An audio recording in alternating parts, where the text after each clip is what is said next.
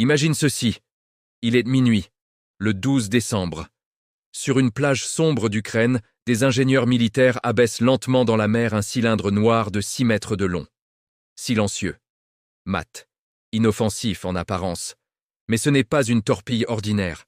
C'est une machine fantôme, un assassin sous-marin autonome guidé par intelligence artificielle. Son nom ? TLK-400. Sa mission ? Parcourir près de 900 km sous la mer Noire, contourner les défenses russes, pénétrer l'un des ports les plus protégés du monde et frapper un sous-marin stratégique russe pendant son sommeil.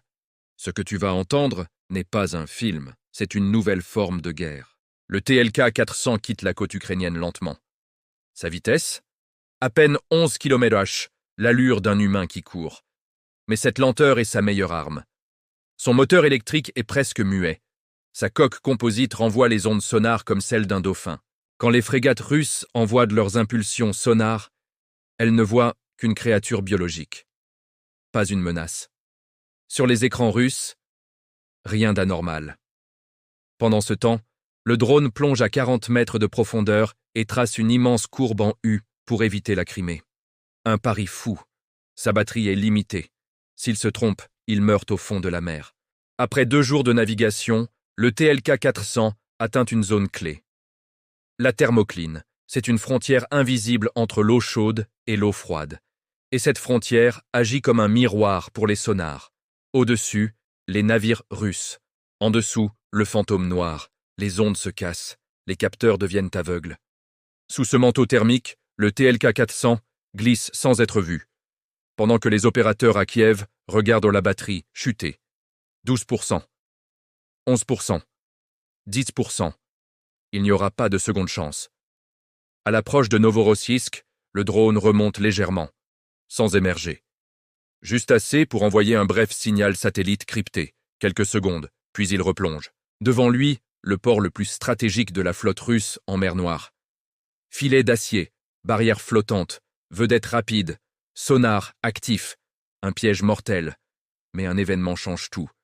Un cargo géant de 40 000 tonnes entre dans le port. Ses hélices créent un chaos acoustique. Le TLK-400 se cache dans ce bruit. Les sonars russes deviennent sourds. Et sous le ventre du monstre, le drone passe là où personne ne regarde, par le bas. Le TLK-400 est maintenant à l'intérieur du port militaire. Autour de lui, destroyers, frégates, navires de guerre. Mais sa cible est précise. Quai numéro 4.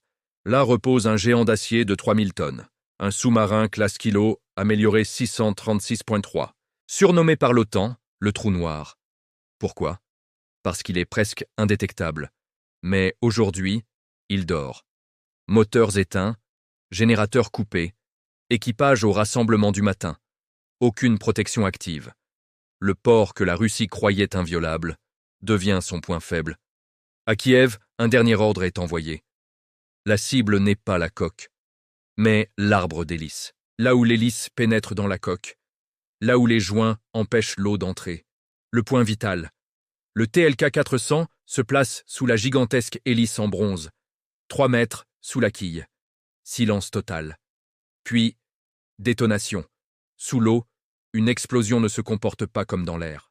Le TNT crée une bulle de gaz brûlant. Cette bulle pousse le sous-marin vers le haut comme un jouet. Puis la bulle s'effondre brutalement. Et là, le fond disparaît sous la poupe. L'arbre d'hélice se tord. Les joints explosent. L'eau pénètre. À la surface, une colonne blanche jaillit vers le ciel. Ce n'est pas une explosion de surface. C'est une explosion sous la quille. Le cœur du navire est brisé. En quelques secondes, un actif stratégique de centaines de millions devient une épave. Après l'attaque, Moscou nie. Publie une vidéo. Mais les analystes remarquent 2 choses. Pas d'horodatage, pas de vue de la poupe. La partie touchée est cachée. Mais le vrai impact n'est pas matériel, il est mental. Pour un marin, mourir en mer est une chose. Mais mourir dans son propre port, pendant qu'on dort, c'est autre chose. Désormais, chaque navire russe se demande « Qu'est-ce qu'il y a sous moi ?» La mer devient paranoïa. Un drone à 500 000 $. Un sous-marin à 500 millions. Ratio 1 contre 1000. C'est la nouvelle équation de la guerre moderne. Pas besoin de flotte géante. Pas besoin de porte-avions. Un fantôme électrique suffit. La mer Noire n'est plus un refuge.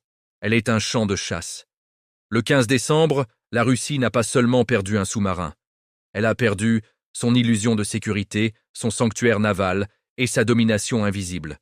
La guerre ne se gagne plus seulement par la force, mais par l'intelligence, la technologie et la créativité. Si tu veux comprendre la guerre moderne, pas seulement ce qui explose, mais pourquoi, abonne-toi, active la cloche et reste sur la trace de la vérité. À très vite.